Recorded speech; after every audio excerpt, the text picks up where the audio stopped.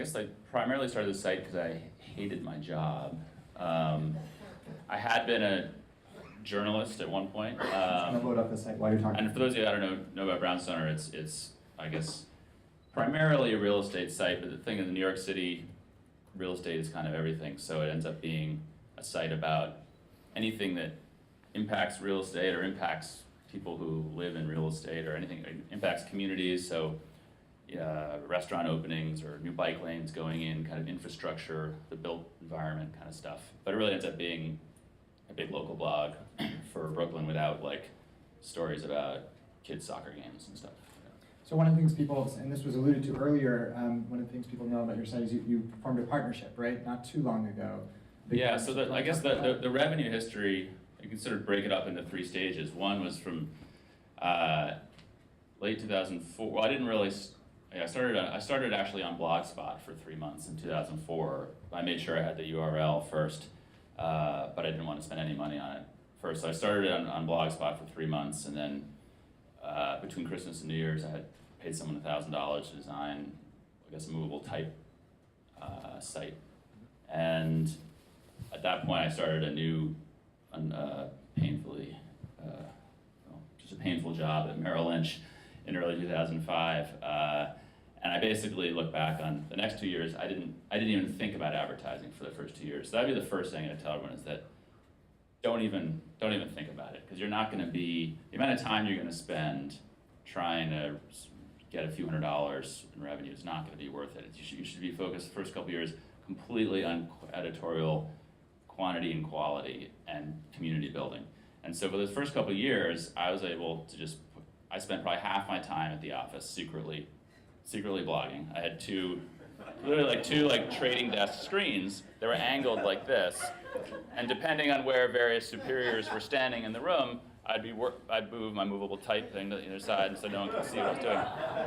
And I was, sneaking downstairs to talk on the phone about, I don't know, whoever are calling, like Lockhart at Curbed or Jake at Gothamist or whatever, to like talk shop. But basically by early 2007, when I was I almost quit my job in early 2006, so a year and a half into it, and I'm really glad I didn't, because it would have been a year or two. I hated my job and I was close, but I think the traffic was like maybe 400,000 page views a month, maybe a little more than that at that point, but it just wouldn't, I already had 2 kids, luckily no tuitions yet, but it would have been premature. It would have been, and so I stuck it out till early 2007, and I got a modest bonus in early 2007 that would allow me to live for like 9 or 10 months. So I really look at Merrill Lynch as like my venture capital money that I never had to raise. And then I went into like a 2.5, 3-year phase, I guess, where I was selling ads myself, and I'm a terrible salesman and I hate it. And so I'd put off, invoicing people would be the last possible thing I did. I just hated it. Luckily at that point, things were going well enough that I really did almost zero active salesmanship. So I was able to just sit back, and every so often an email would come in like, I want to advertise, and I had a little 1-pager I'd send them.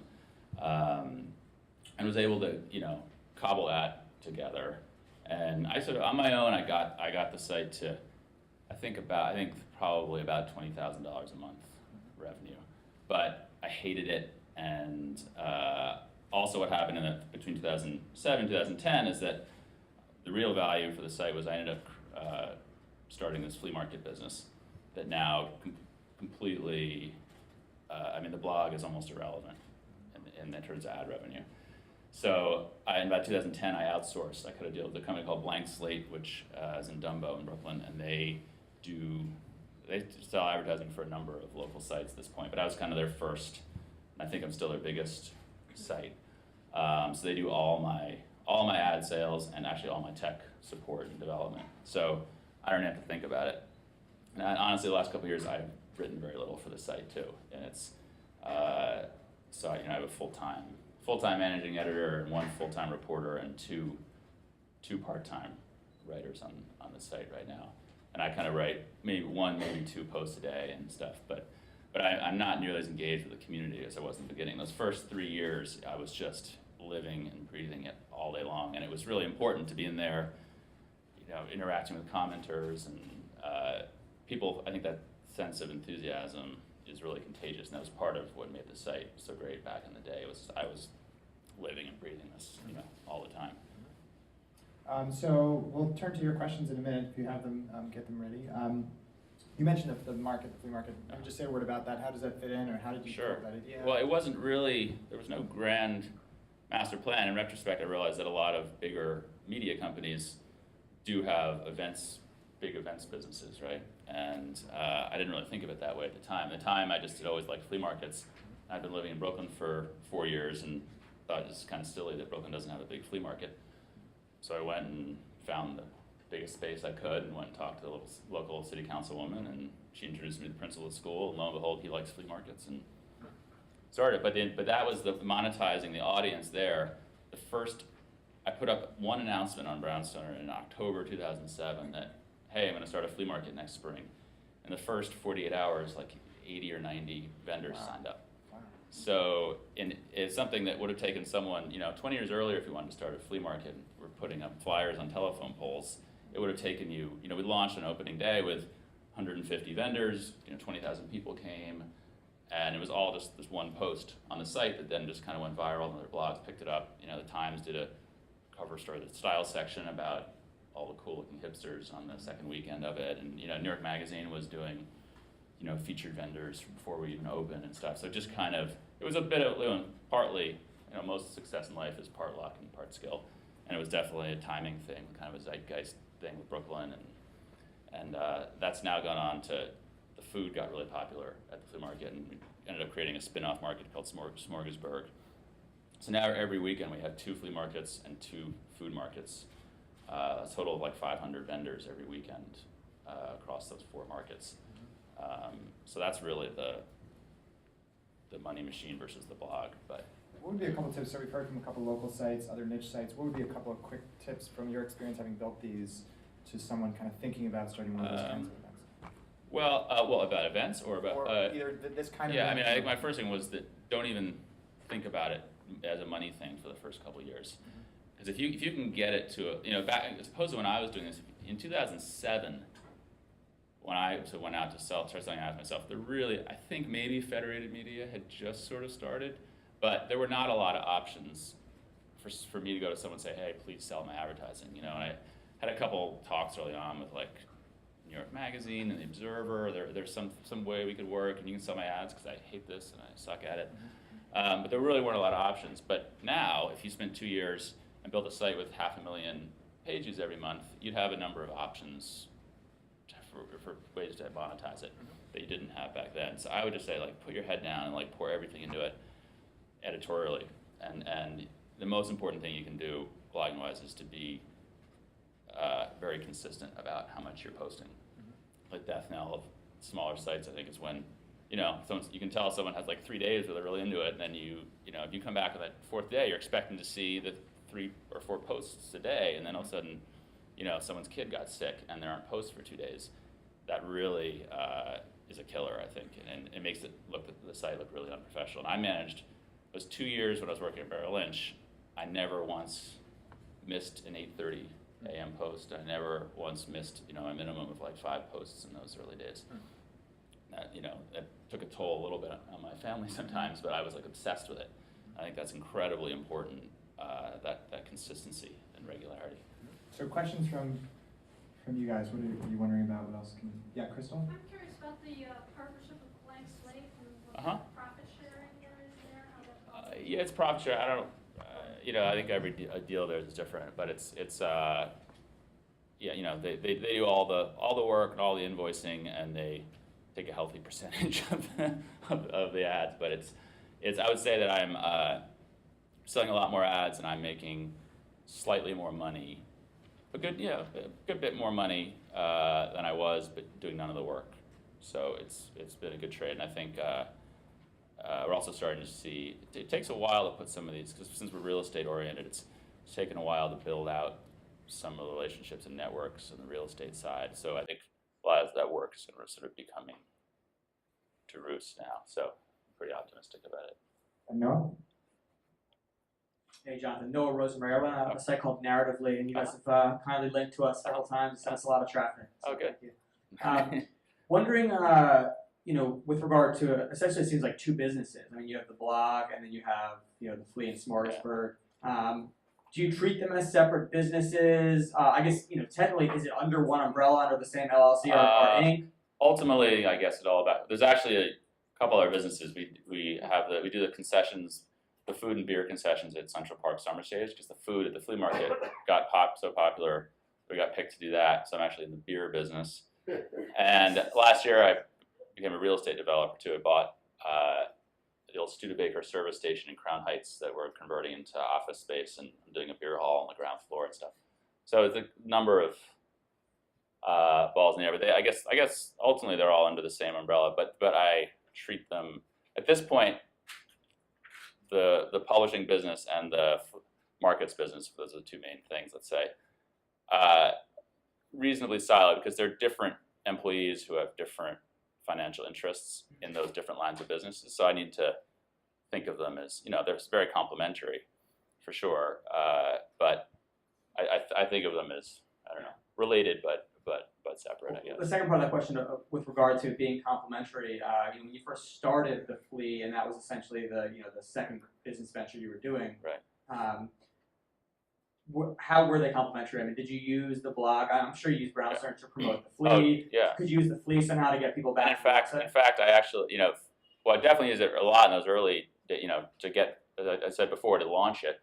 But actually, for the last 5 years, and I actually just decided, I think this week, maybe the first week I don't do this in 5 years. For the last 5 years, the last post of the day on Friday has been a blog post about what's going on at the flea market that weekend. So it's sort of sitting there at the top when anyone visits all weekend. At this point, it's, the flea market's we've got like 25,000 Twitter followers, and it's become a way bigger phenomenon in the blog. So it's kind of getting a little bit silly to even, you don't need to do it. We actually have too many people coming into the flea markets right now. So I'm thinking to maybe stop the post. Yeah. Hey, it's Glenn from Co-Meet Print. I'm curious about that. It's obvious that you took the success and the brand of the blog and parlayed it into this amazing community in real life business. Right. How do you think about that and maybe the future? And like you said, there's too much demand that's been constrained by real life constraints. Like, how do you think about that in terms of maybe bringing that back online? And what are your plans there and thoughts? It's kind of interesting about expansion. So I tried to expand Brownstoner geographically 2.5 years ago. Tried to go to Philly 2.5 years ago, and spent about 8 months on it. Got the traffic up to about 300,000 pages a month, which was all going well, but I couldn't sell $1 of advertising in Philadelphia. And so I'd spent like $60,000 on this thing, and I just didn't see how it was ever gonna recover. And so I pulled the plug on it. Now, lo and behold, June 2nd, we're opening a flea market in Philadelphia without the blog. And it's now I don't know, maybe I'll do the blog again, but it sort of feels like a whole lot of work for what is never going to be, At the time, I couldn't figure out how to literally bake $2,500 a month to pay someone poorly to write for the blog. And so if that's 20 tables one day at the flea market, it gets hard to figure out how it makes sense. Could you have premium models that were online, sort of engaged? Like you said, you have too many people coming in. Could there be an interesting model where you're like, anyone who signs up by Wednesday gets the first hour? I mean, I'm just brainstorming. Are you talking about the markets? Yeah, just sort of. Oh, well, no, the markets is totally curated. The whole point of that is it's not a first come, first serve. I mean, I guess we could in the short term, if we wanted to maximize revenue, we could get an auction system. But the whole point of the markets is that it's all about maintaining the quality. It's very hard. No one ever leaves. So I think that's talking about the audience, right? Oh, I was talking about the audience, the readers, the watchers. We did a couple of things with Guilt or something like that. Last I can't remember quite how they worked, but pay $20 to Guilt and get $30 of food or something a week. But we don't really need to do that right now. For whatever reason, it's just become this sort of phenomenon. So. Great. Okay, maybe last question, then we'll move on to Annalise with Brooklyn Based.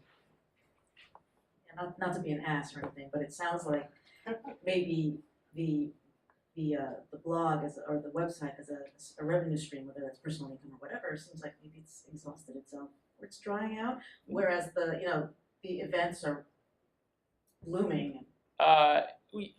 Yeah, I would say no. I mean, the revenue continues to go up slowly on Brownstoner, but it's But also. it doesn't sound like you're seeing the same kind But of growth. I'm spending personally very little time on the website, so.